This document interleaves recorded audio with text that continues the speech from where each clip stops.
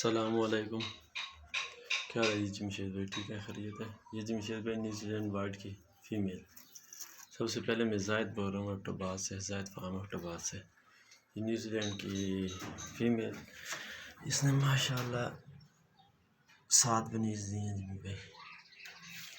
और ये जो पहले वाली न्यूजीलैंड 4 न्यूजीलैंड की फ़ीमेल है मेरे पास, ये 5 बनीज़ इसके हैं जो।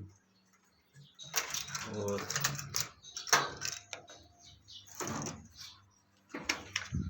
5 बनीज़ इसके थे जिमी भाई, और 6 बनीज़ इसके जिमी भाई माशाल्लाह हेल्दी और एक्टिव।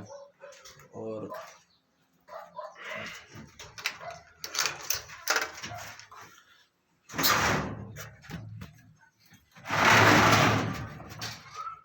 सात बनीज़ जिमी भाई इसके थे माशाल्लाह। वो दूसरे जो हैं वो महीने में के हो गए हैं, ये जो हैं ये मेरा ख्याल है 10-12 दिन के हो गए।